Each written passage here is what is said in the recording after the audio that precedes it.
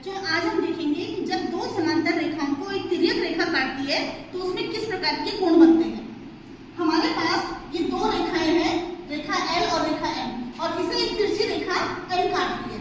तो यहाँ पर आप लोग दिख रहे होंगे आपको ये कोण बन रहा है, कोण 2, 3, 4। तो हम इनके नाम दे देते हैं कोण 1, कोण 2, कोण 3, कोण 4। उसी तरीके से ये 5, 6, 7 और ये 8। इस प्रकार से 8 कोण बन रहे हैं। इन कोणों को क्या बोलते हैं? जो दो समांतर रेखाओं के बीच में बन रहे कोण, इन्हें हम बोलते हैं अंतःकोण। कौन कौन से हैं? 3, 4, 5, 6। तो हमारे पास ये अंतःकोण है, ये है कोण 3, कोण 4, कोण 5 और कोण 6।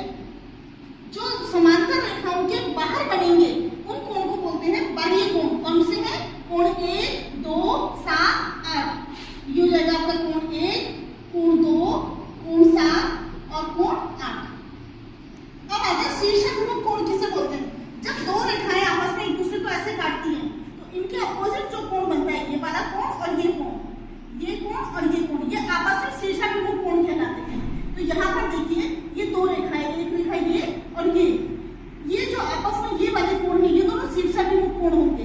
कौन से कोण होंगे? कोण 2 और कोण 4। ये हमेशा बराबर होते हैं। शीर्षाभिमुख कोण हमेशा बराबर होते हैं। कौन से? 2, 4 और 1, 3। तो शीर्षाभिमुख कोण होंगे, कोण 2 बराबर हो जाएगा कोण 4 और कोण 1 बराबर होगा कोण 3।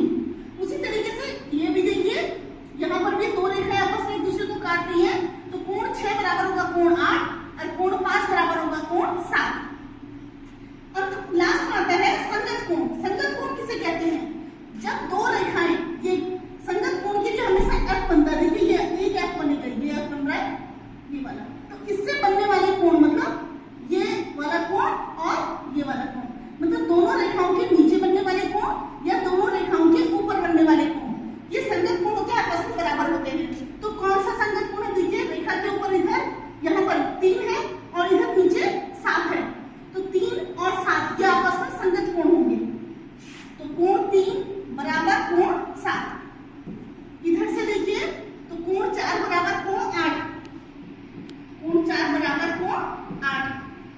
उसी तरीके से आप इस वाले F को देखिए, ये भी एक F बन रहा है। तो इसमें बनने वाला कोण 4 और 8, ये लाइन के नीचे जो बन रहे हैं, ये दोनों कोण कौन से होंगे? संगत कोण। तो कोण 4 कोण 8 के बराबर होगा और कोण 1 कोण 5 के बराबर होगा। तो कोण 4 जो होगा ये कोण 8 के बराबर होगा और कोण 1 ये कोण 5 के बराबर होगा। ये भी संगत कोण होते हैं जो कि आपस में बराबर होते हैं। लास्ट में आता है एकांतर कोण। एकांतर कोण अंतःकोण भी होते हैं, बाह्य कोण भी होते हैं। दोनों रेखाओं के अंदर होंगे एकांतर अंतःकोण और दोनों रेखाओं के बाहर होंगे एकांतर बाह्य कोण। ये आपस में क्रॉस में बराबर होते हैं। क्रॉस में मतलब कोण 4 कोण 6 के बराबर होगा। ये दोनों ये एकांतर अंतःकोण होंगे। कोण 3 के बराबर होगा कोण 5। तो इनको हम बोलते हैं एकांतर अंतःकोण। कौन कौन से हुए? कोण 3 बराबर कोण 5 और कोण 4 बराबर कोण 6। ये एकांतर अंतःकोण होते हैं। और एकांतर बाह्य कोण कौन से हुए? 2 8 के बराबर होगा और 1 7 के बराबर होगा।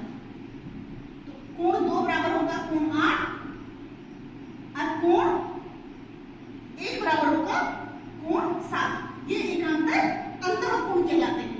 ये वाले जो कोण होते हैं इनको हम जड़ के रूप में भी देखते हैं। कैसे?